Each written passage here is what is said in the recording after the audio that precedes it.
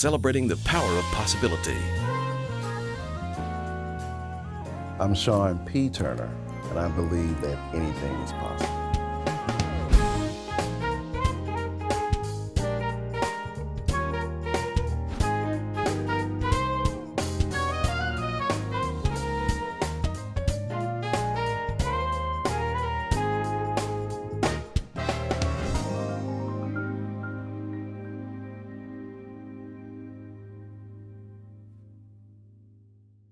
Welcome to Anything is Possible. I'm Halloran Hilton Hill.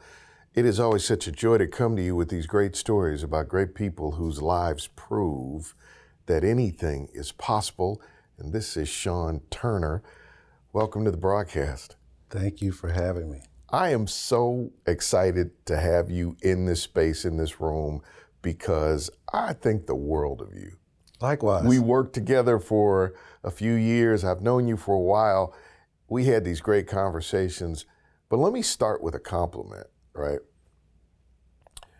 One of the things that always just thoroughly impressed me about you was how reliable you were.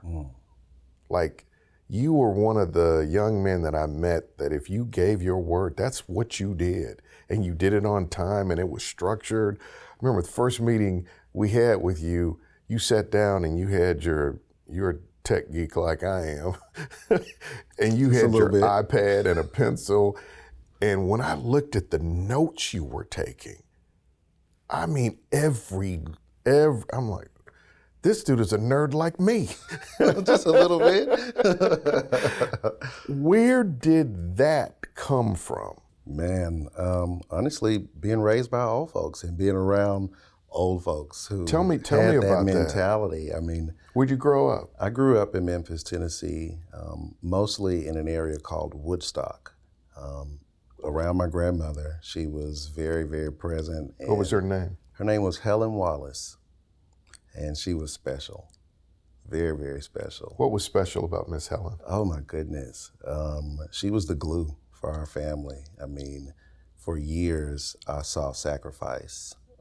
I saw peace. I learned what peace was through my grandmother, and I think her reach and her impact in our family, even though she's no longer with us, I mean, it still exists. We all still miss her, and I mean, she just left such a mark on all of us and impacted us in such a way.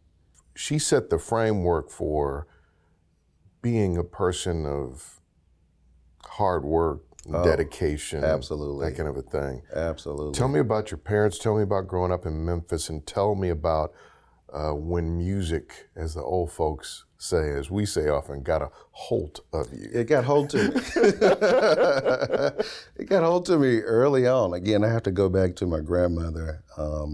She was always in church every time the lights were on or the doors were unlocked, or anytime there was something going on, my grandmother was there. And because of that, and me being around her, my mother would be working. My dad, I'm kind of all over the place, but my dad was not very much so in my life early on.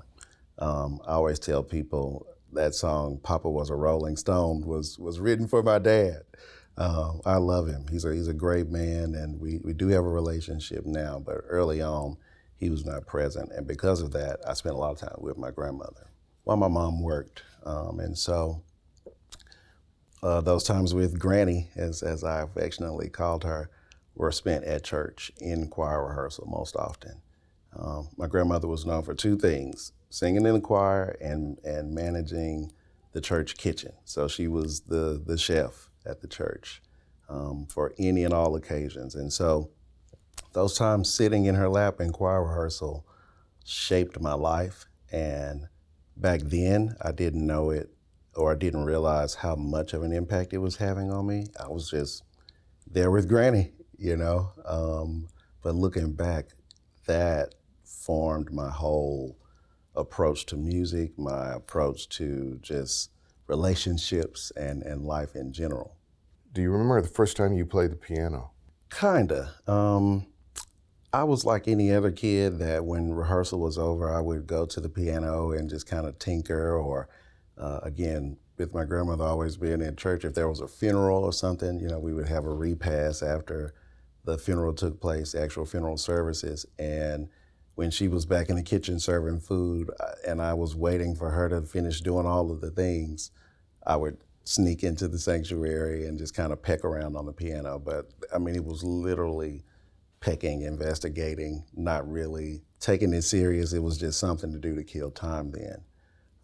But my earliest, I would say, just pull to music or when music got a hold to me was at our home church. So I spent a lot of time between two churches. One was Little John Missionary Baptist Church, or as the locals call it, Lil John.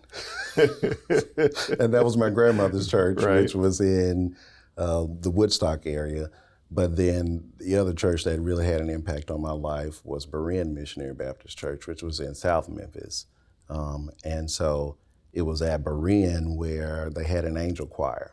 And being a church kid, my mom being a church kid, I had to sing in the angel choir. And for whatever reason, I volunteered to direct the choir. I don't know. My How mom, old were you? Probably 6. I mean, I was a youngster for Right. sure. This had to be kindergarten or first grade.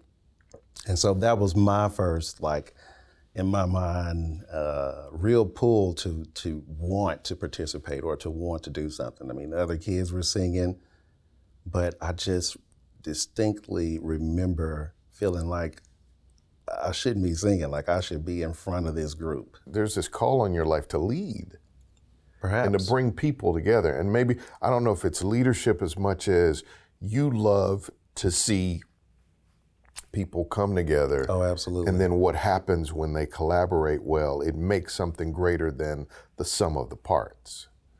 It's funny that you said that. That feels like the story of my life. That's crazy that you pointed that out because I just shared that with the gospel choir last week, that was my favorite part of this whole experience. The whole thing of being in an ensemble and starting with a song or a project that seems intimidating or seems like a tall task, and people being frustrated on the front end because they can't see the end goal or they can't really hear how it's going to come together. But the celebration that takes place at the end when you get there and the harmonies are there and the synergy is there is what fuels me, because so much takes place along with that. The camaraderie builds, people start to actually like each other, and there's so much just organic things that take place when people come together. And it's funny, but to hear you point that out makes me feel like that's something I've been doing my whole life. Possibility powered by Covenant Health, Home Federal, and the Knoxville News Sentinel. Now you can listen while you're on the go with Anything is Possible, the podcast. Stream new episodes weekly wherever you go, wherever you get your podcast.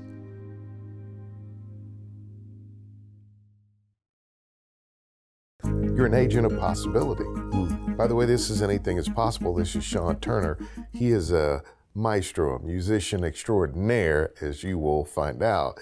So you're directing the angel choir. Yep. And you're in school. And I'm in school, and the very first instrument I played was bass drum. I was always one of those kids, because of my situation, I was on the tails of others. So I was in choir rehearsal because of my grandmother. But then I ended up in the middle school band, concert band, when I was in first grade because of my brother, my older brother. how many siblings do you have?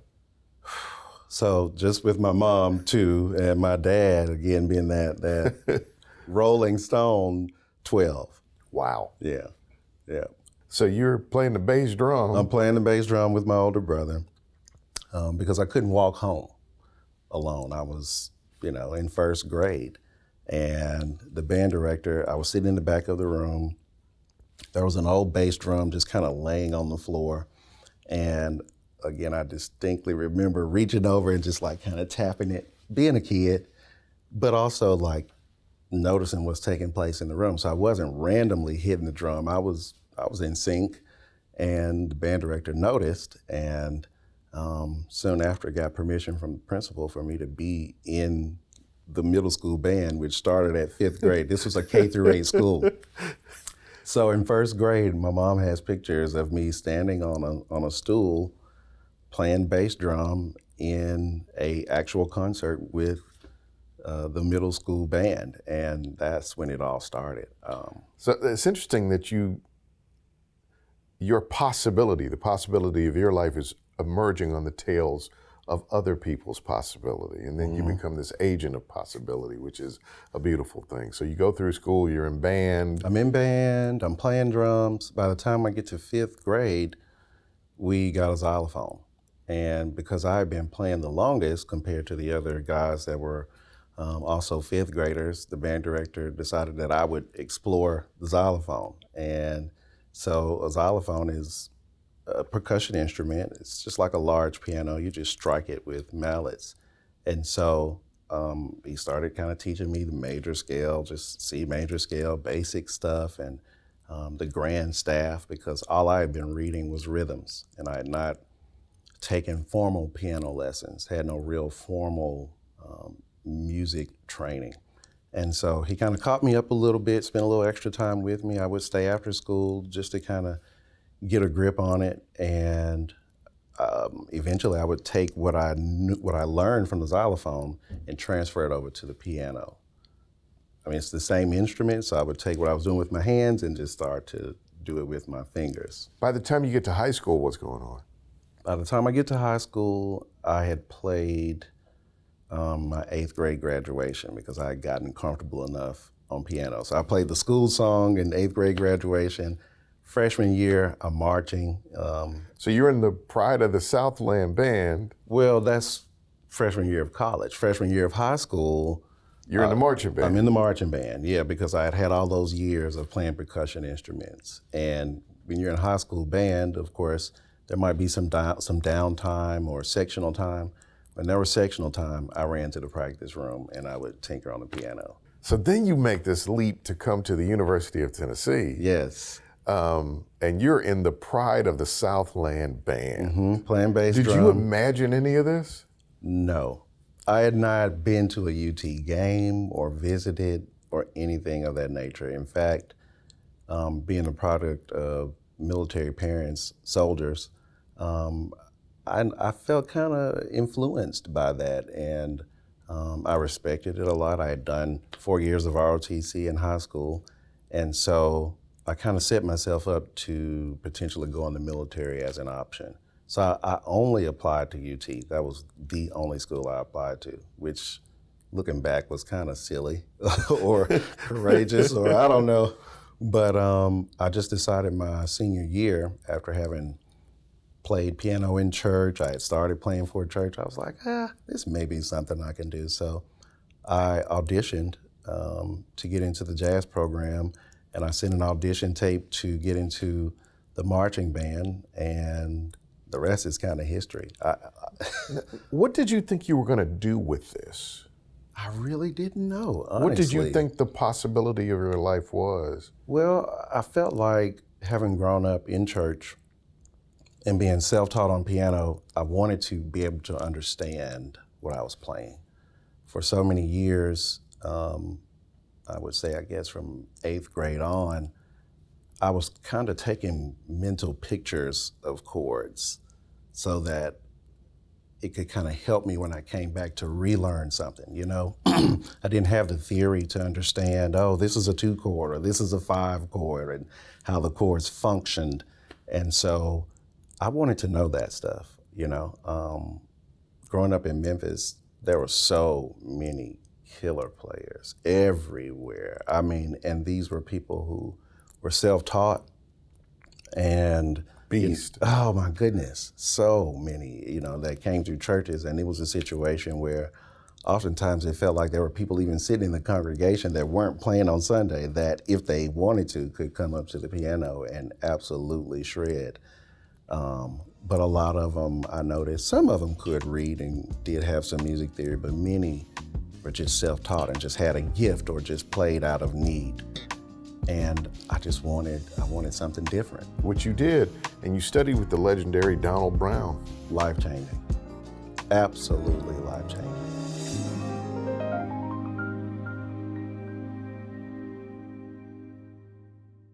Now, take us with you with Anything is Possible, the podcast. Stream new episodes weekly wherever you get your podcasts. Do you remember the moment when you found God or God found you? Yes, I was probably 7 or 8 years old at Berean Missionary Baptist Church, again in South Memphis, on Range Road to be specific. And it was a Palm Sunday, and Dr. Edward Parker was the pastor at that time, and he was a dynamic speaker, someone that I looked up to and respected, because again, not with my dad being absent, it was the deacons and the pastors and the guys at church that kind of showed me how to be a man. And so him being someone who I respected and even noticed as a child was very academic and well read, well versed in the scripture. He just had an impact on me. And the culture of that church in the 90s was so lit, as we say now. Right. Oh my goodness. I mean, the energy in the room on every Sunday was just dynamic, and it was a place where you almost had to be dead to not feel something in that room. And it was a Palm Sunday in 1995 or 96 when I just felt that nudge and gave my life to Christ. Tell us what you're doing now. Still serving in church. That's the main thing. That's UT, the call on my life. You have a family now. I have a family. What do you do? So the main thing right now is I'm super proud to serve on staff at Sevier Heights Baptist Church. There I conduct the choir and orchestra every week. That's my main responsibilities. And goodness, I've been there a year or so now, but I have about 21 years now of official ministry. It all began when I was about 15. That's when I started out on my own. Like, nobody standing over me. I'm playing the organ and teaching the parts and working with the pastor to pick songs at 15, which was crazy. But 21 years later, we're still doing it. And outside of my responsibilities at Sevier Heights, I'm super proud to be directing the UT Gospel Choir, which is an official ensemble within the College of Music in the UT choral department. And so if you know anything about gospel choir at UT, for a long time there was Love United Gospel Choir. Right. And they were around for over 30 years or so and really made an impact on this area. But the pandemic kind of took them, or they just kind of disappeared during the pandemic, like many choirs. And so Dr. Kyle Wooten, who was recently at UT as the Associate Director of Choral Activities, noticed that there was no gospel choir and decided to restart one about a year or two ago. And so it started off, very raw and just had a couple of members, maybe 6 members or so. And in year 2 or year 3, whatever this is now, we have about 25 singers. One thing that's really special about the choir is that it's part of the UT community school, so anybody can be a part. I have, freshmen students, senior students, but then I also have people who, may be in their 70s and retired, and so it's a really special thing. And in many ways, reminds me or makes me feel like that's what heaven will be like, The ability of music to bring people together is amazing. Unmatched. It creates new possibilities. Mm-hmm. This whole thing of teaching people parts and seeing people sing together and work together, right? And especially when they don't see that it's possible. That's why I called you an agent of possibility. But there's another through line that I see in your story. Here's the through line that I see. From a young man on the tails of all of these possibility people in your life, you were trying to figure out how to do life. Mm-hmm. You wanted to learn how to play. Mm-hmm. Your father, you wanted a father figure in your life because you wanted somebody to teach you how to play life. Mm. right? Yeah, I see what you did there. You wanted a deeper relationship with God because you wanted to know how to play life. Mm-hmm. And that essence is something in you that I want to honor and acknowledge. I'm really proud of you, Shawn Turner. Thank you. You are a person of possibility, and I've watched you bring people together. I've watched you, have been up close and seen you as a young man in our community do that, and I want to celebrate you as an agent of possibility and a representative of all the great things that are possible. Oh, please don't get away without mentioning your wife and your daughter. Of course. My wife is Janae Turner. She works at the University of Tennessee in the College of Access for Dr. Tyvee Small, and she is all Vol. She loves UT. And I have a little girl named Scarlett Paisley Turner, SPT2. She's 3 years old, and she lights up my life. She has a great personality and just the best little spirit, and I just love seeing her develop along the way. And man, thank you for that compliment. It's not lost on me the impact that you had on my life. I mean, those years of serving together was a game changer for me. You heard me say earlier that being around you is like being around a walking masterclass of many subjects. I got to see you like work on several projects at one time and sit back and wonder like, how is he doing all of these things? How are you doing radio and TV? And you would come in to breakfast and I'm like cross-eyed and sleepy, and you've already been up and watched the stars come up at the park and ridden. And I'm like, how? What kind of person are you? And since, we're no longer serving together, I've been literally pulling and gleaning from so much that I just saw you do.